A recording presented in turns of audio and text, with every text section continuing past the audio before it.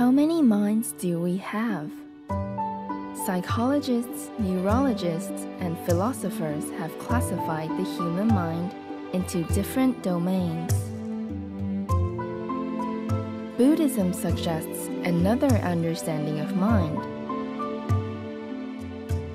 According to the teachings of the Buddha, every one of us has 8 minds, and they are called the 8 consciousnesses in Buddhist scriptures.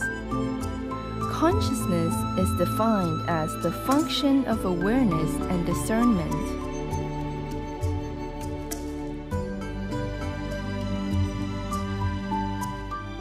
The eye consciousness differentiates colors and visual objects.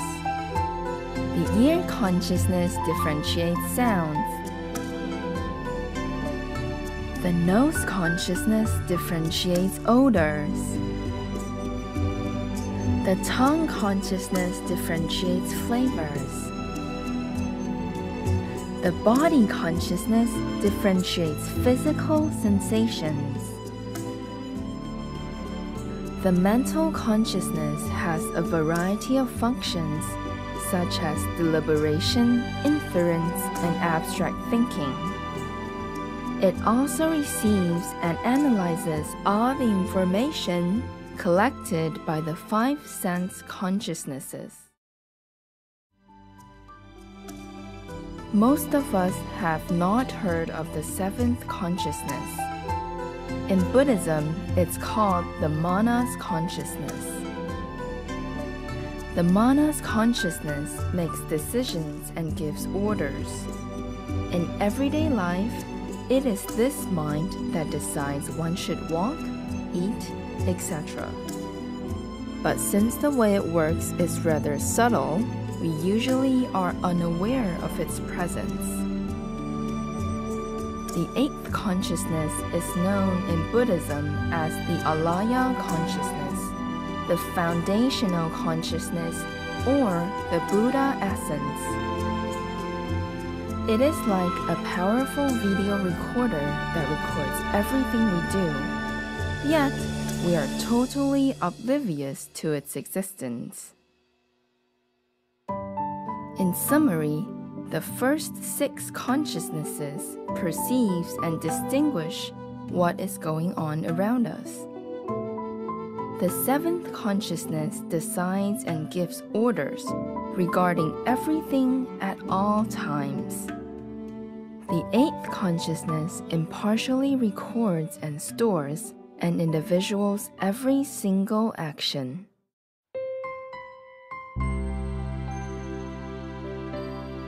If the body and mind were thought of as a huge corporation, these 8 consciousnesses would be sort of like the CEO, general manager, supervisor, and staffs, who run its operation so we can live a normal life in this world.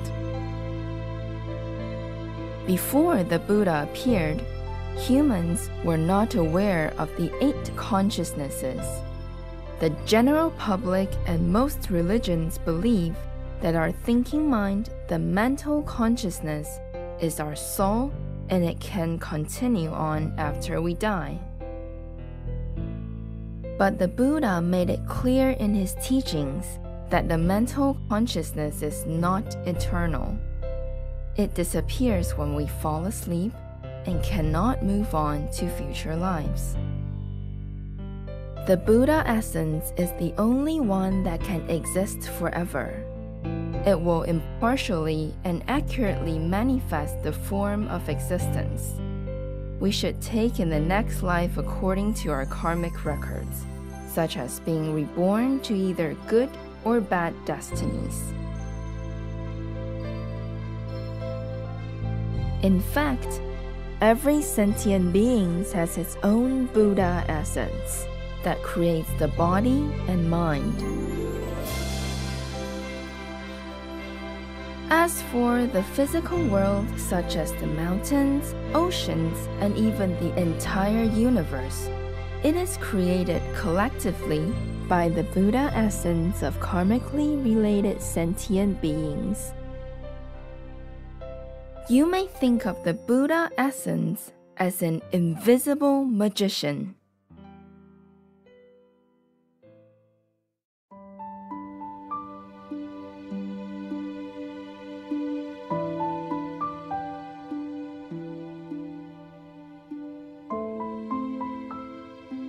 The Buddha taught us about the Buddha essence because he wanted us to understand the ultimate reality of our existence, so that we can free ourselves from miseries and sufferings. When we have found the Buddha essence, we can gradually unlock the miraculous power it possesses. Eventually, we can even acquire the complete and perfect enlightenment of a Buddha, and we will be able to take full control of our lives just like the Buddha.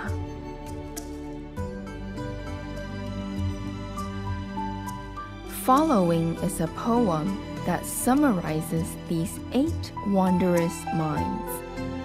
8 brothers live under one roof. 1 is sharp, 1 is dim, 5 do business out front, and the last one keeps tabs on everything.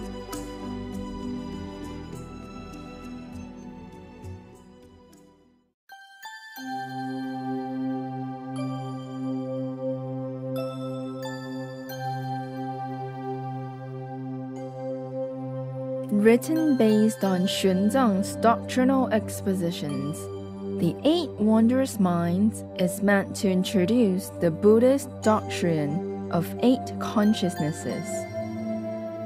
The 8th consciousness is the central and foundational Buddhist tenet, and the permanent true mind Buddhist disciples seek awakening to.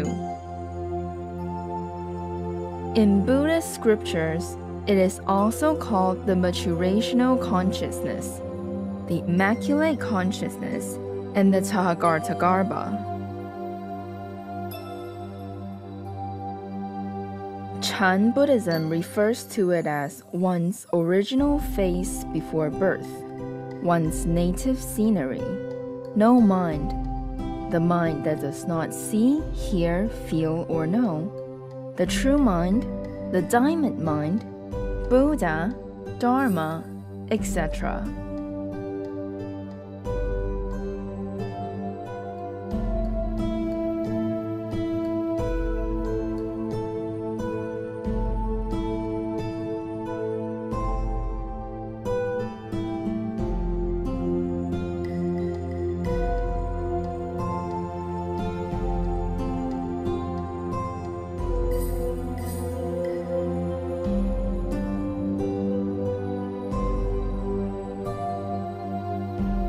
In Chinese history,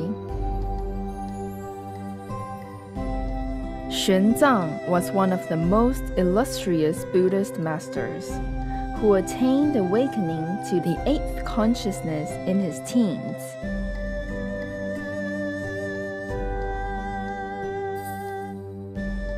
In order to learn about the post-awakening cultivation stages toward the Buddhahood,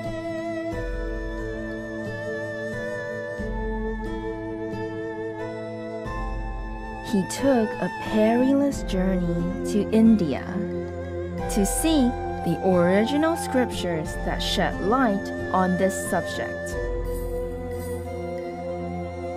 One of the key Sanskrit texts he sought was the treatise on the stages of yogic practice.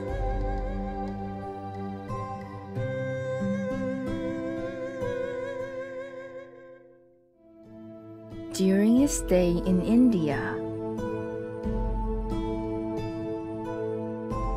King Harsha invited Xuanzang to host a public religious debate. With his remarkable eloquence, Xuanzang won the debate and made his name known throughout the 5 Indian kingdoms. He was honored as the deity of liberation, and the deity of Mahayana ultimate truth by Buddhists and heretics alike.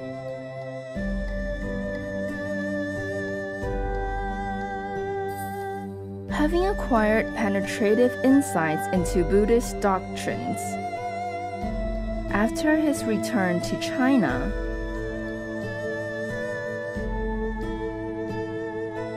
Xuanzang translated an enormous amount of Sanskrit scriptures into Chinese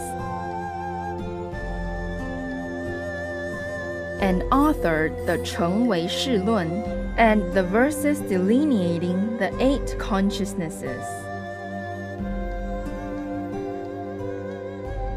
To articulate the self-nature of the 8 consciousnesses.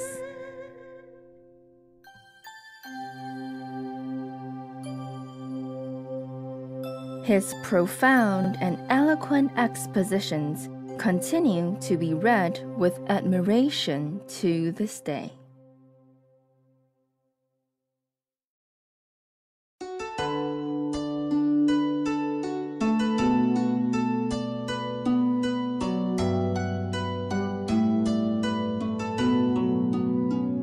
Xuanzang was not the only practitioner in Chinese Buddhist history to have awakened to the 8th consciousness. The patriarchs of Chinese Chan also attained the same awakening.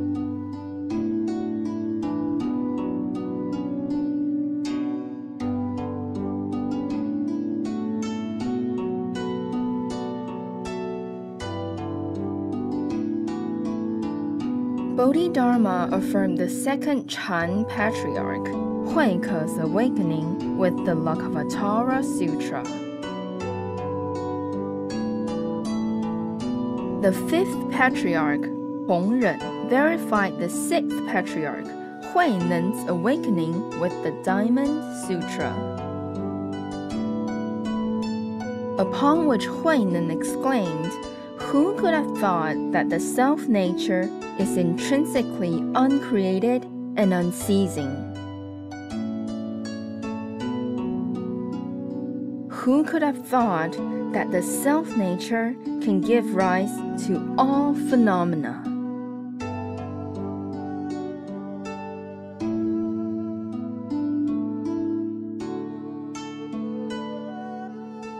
In the Song dynasty, Chan master Da Hui Zonggao and Hongzhi Zhengjue began to teach the Dharma after attaining direct realization of the 8th consciousness.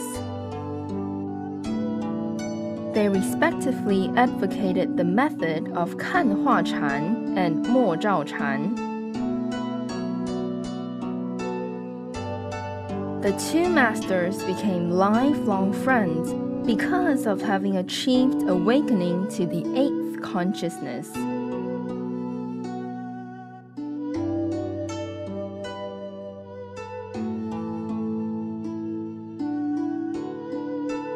The 2 great masters of the Zhenan school in Tibet, Dopopa Sherab Yeltsin and Taranatha, also attained awakening to the 8th consciousness.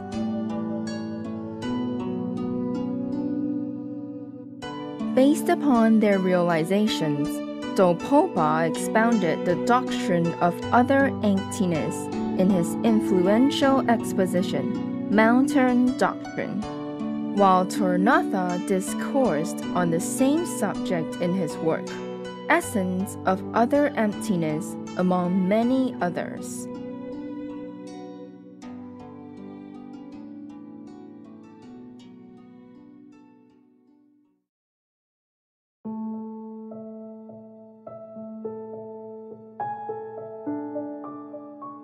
In contrast to the uncreated and unceasing 8th consciousness, the mental consciousness is a phenomenon with origination and cessation. The mental consciousness will cease during deep sleep, fainting, and absorption of non-perception, the absorption of cessation, and complete death. the mental consciousness does not come from a previous life and cannot persist to future lives. The sixth consciousness can only arise from the eighth consciousness in dependence on two necessary conditions: the seventh consciousness and the mental objects. These properties of the mental consciousness were affirmed by Buddha Sakyamuni and can be directly perceived by all enlightened persons. Moreover, the thoughtless and numinous awareness attained during sitting meditation is the state of the mental consciousness. Likewise, the union of bliss and emptiness realized during the sexual yoga practiced by Tibetan lamas is also a state of the mental consciousness. Beyond the fact the sixth consciousness can only arise from the eighth consciousness in dependence on the seventh consciousness and the mental objects. The seventh consciousness and the mental objects also arise from the eighth consciousness.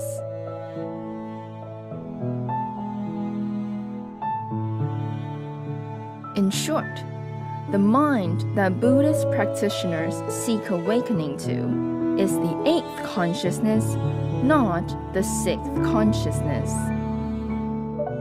For this reason, those who refute the doctrine of eight consciousnesses and believe only in the existence of six consciousnesses can never achieve enlightenment within the three vehicles of Buddhist cultivation.